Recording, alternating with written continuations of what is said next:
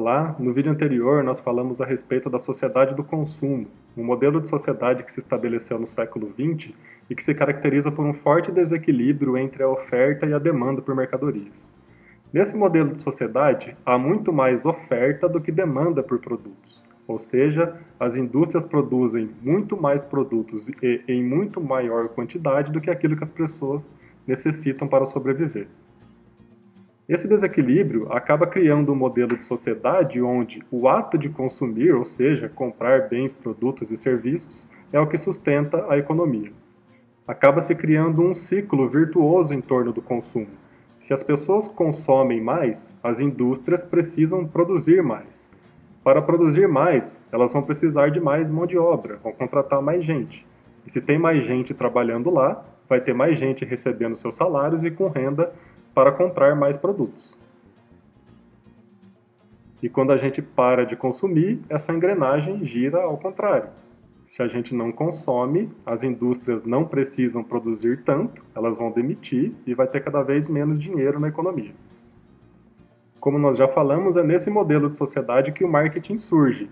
E ele existe em função desse modelo de sociedade. Ele só faz sentido numa sociedade que assim funciona. Para entendermos a origem da teoria do marketing, é fundamental que a gente faça um panorama por toda a teoria da administração de empresas, uma vez que é aí que o marketing surge. As teorias sobre administração de empresas começam a ser desenvolvidas no começo do século XX, e desde então elas passaram por pelo menos 6 ciclos, sendo que nos 3 primeiros, o marketing ainda não era uma realidade. E os 3 últimos são os que acabam dando forma para o marketing.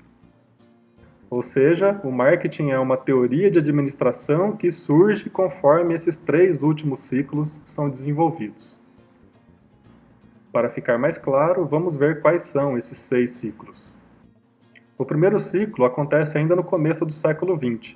Nele, a preocupação da teoria de administração gira em torno da produtividade das indústrias. Como a maioria dos mercados ainda era muito nova, não existia muita concorrência, e tudo que as indústrias precisavam fazer era produzir. Nesse momento, teóricos como Taylor e industriais como Ford criaram mecanismos para tornar a indústria mais produtiva, como, por exemplo, as linhas de montagem, que são utilizadas até hoje. No segundo ciclo, os teóricos fazem uma abordagem um pouco mais sociológica da administração. Eles passam a estudar a maneira como as empresas são estruturadas, a maneira como as empresas são organizadas, como a hierarquia nas empresas é estabelecida, o que legitima o poder dentro de uma empresa, o que a empresa precisa fazer para formalizar o seu negócio. Documentos como organogramas, fluxogramas, planos de cargos e salários são decorrência desse tipo de preocupação. No terceiro ciclo, a preocupação passa a ser com as pessoas. Com a pressão da imprensa e dos sindicatos, a administração passou a dar mais importância para o papel do ser humano dentro das organizações. Passou-se a se estudar modos de se tornar a empresa um ambiente melhor para o ser humano, para as pessoas. A motivação do operário, a sua satisfação com o trabalho, as condições do seu ambiente de trabalho passaram a ser preocupações da administração de empresas. Veja que nesses 3 primeiros ciclos, as empresas são pensadas de dentro para fora. Existe uma grande preocupação em organizar a empresa internamente e uma forte negligência com o que está acontecendo fora dela. Os próximos 3 ciclos acontecem depois da Segunda Guerra Mundial. Com a sociedade do consumo já plenamente estabelecida, a globalização em curso e a maioria dos mercados já madura e com bastante competitividade e concorrência, os teóricos começam a perceber que pensar a empresa só de dentro para fora não era mais o suficiente. Ter uma indústria bastante produtiva, como pregava o primeiro ciclo, muito bem estruturada, como pregava o segundo ciclo, e cuidando bem das pessoas, como pregava o terceiro ciclo, não era mais garantia de que os produtos da empresa seriam vendidos. As empresas passam então a ser pensadas de fora para dentro. A administração começa a dar muito mais atenção para fatos que acontecem fora da empresa, alheios à sua vontade, mas que são determinantes para o seu funcionamento. No quarto ciclo, a preocupação recai sobre o ambiente, ou seja, o cenário de negócios no qual a empresa está inserida. Questões climáticas, questões políticas, a economia, a cultura, são fatores que passam a ser levados em conta antes de você estruturar um negócio.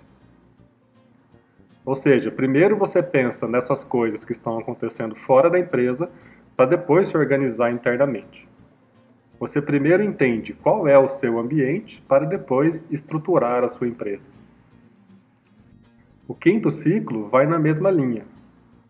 Ele coincide com o auge da Guerra Fria, a corrida espacial, e a sua preocupação recai sobre a tecnologia. Acompanhar o desenvolvimento tecnológico, propor novas tecnologias, passa a ser uma questão essencial para as organizações. Não adianta você ser bom em fazer uma coisa que é tecnologicamente ultrapassada. Ou seja, uma mudança tecnológica que acontece lá fora pode comprometer a sua indústria, por melhor que ela seja.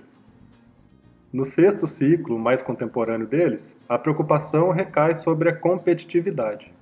No mercado maduro, onde há empresas muito produtivas, bem estruturadas, que cuidam bem das pessoas, se preocupam com o ambiente e seguem a tecnologia, o que resta para elas é tentar ser competitivas, ou seja, desempenhar suas atividades de um modo melhor do que o dos seus concorrentes. É nesse contexto teórico, ou seja, nesse momento em que as empresas passam a ser pensadas de fora para dentro, que o marketing surge. Ele é uma das teorias que propõe esse tipo de pensamento, onde você deve olhar primeiro para fora, entender o que está acontecendo com o consumidor, para depois se organizar internamente.